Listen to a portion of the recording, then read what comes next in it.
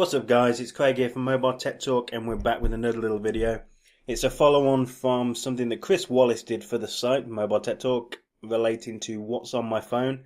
So today, as you can see, we're looking at my G Flex 2 and I'm recording this using the Rec app from the Play Store, so I'll give that a shout out to start with.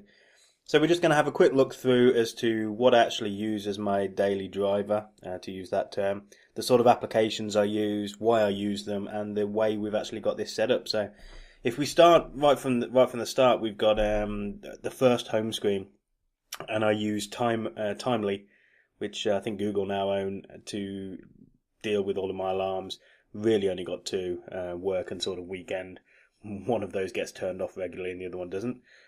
On the main home screen, we've got a number of little apps that I keep on there for quick access. So we've got the G-SAM Battery Monitor Pro.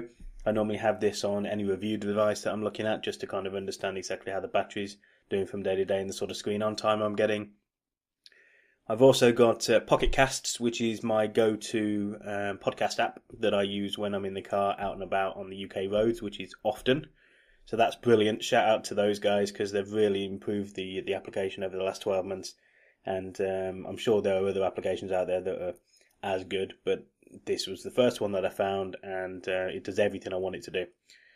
So then I've got a couple of other icons. I've got a Google folder with all the Google applications that I hardly ever use, to be fair, on there. I've got the built-in LG Gallery app, which I use just because I find it's a little bit quicker to get into editing a particular screenshot or a photo that I've taken over Google Photos. I've got the Maps app, which I may replace for the driving app that Google have replaced as a sort of companion app. I use that obviously because I'm out and about for work 3 or 4 days out of the 5-day week, so I need to know exactly where I'm going, how to get there, and if there are any roadworks that are going to impede my journey. And then we've got the Play Store app, so I keep this on the main screen just so that I can kind of jump into the App Store, kind of do any updates I need to do, see if there's any quick bargains that I can grab, and I just like to have that handy, within thumb's reach. So across the bottom in the dock, I've got a phone application on the far left. I've got a folder with my messaging applications, so Google's Messenger application I use for SMS. I also use Hangouts, Gmail and my own email, Messenger, Facebook Messenger, WhatsApp, which I hardly use to be fair, and Slack, which the MTT crew use. We've then got the app drawer, and then we've got another folder which is basically social applications and browsing. So Chrome is my go-to browser. Obviously I've got YouTube, Instagram. Fenix is my go-to Twitter application, just because I find it does everything that all the others do, but does it a little bit better. I think there up until recently there wasn't any GIF support, but now there is, or GIF support if you're that way inclined, but now there is. Bacon Reader for Reddit, which I hardly ever use, but it's there. Facebook, which I try not to use very often, but I need to occasionally. TapperTalk is an application if you don't know and you use forums a lot. I'd suggest using this so you can consolidate all of your forum accounts within one application. Very cool. Google Plus, Periscope, and Buffer, which is what we use at MobileTechTalk to buffer, schedule posts and other bits and pieces we find across the net. And then I've got the camera application, which on the G Flex 2 isn't too bad, albeit it's a little bit slow to open. I've got this as my main home screen, and then I've actually got another home screen as well, which hasn't got a lot on here at the moment. It normally has a little bit more, but I normally have a main home screen just for quick access icons, and then another home screen that I use to access any of my music applications. So I normally have Google Play Music on here. I normally have DS Audio from Synology, so it can connect back to my NAS at home and stream my own collection. I've got Deezer, which is a trial at the moment. I'm just trialing it to see what it's like. And tuning radio, just so that I can get Hot 108 Jams or any of the US-based hip hop internet radio stations when I'm out and about on the road. And that's it in terms of the actual home screens.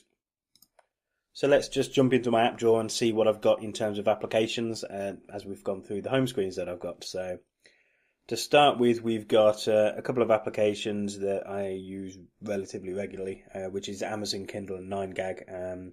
Normally I'm lying horizontally in bed reading these, and just to kind of give me a bit of an update as to the latest memes with 9gag and give me a bit of a chuckle before I go to sleep. Across on the second row, we've got obviously the Amazon Kindle, we've got Amazon, App Ops and Android App Manager are just ways at which I can look at permissions and also choose which files which applications are actually installed on my local device and which are installed on the SD card. And then we've got at the end of the first and second row, we've got Archos video related applications. So Archos Video is my media player of choice. I've found nothing that it doesn't play, and also not recently actually, probably almost since I've actually had it, it's had a built-in DLNA client, so I can connect back to my media server and just stream whatever I want to stream. The codecs application above it is just a one-time hit.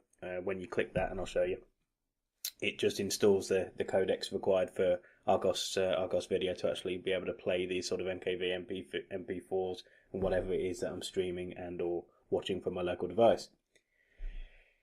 Google Authenticator I use for my two-step authentication on some of my accounts.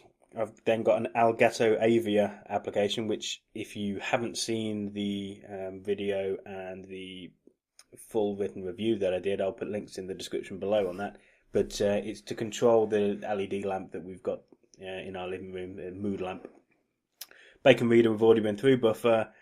What else have we got? Deezer application, fine. Dropbox, which I use occasionally. DS File and DS Audio, which link back to my Synology NAS. eBay, Facebook, fine. Feedly, which is my RSS aggregator of choice, but I don't use it that often.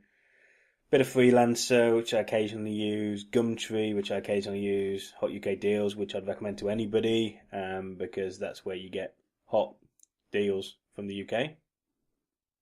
Okay.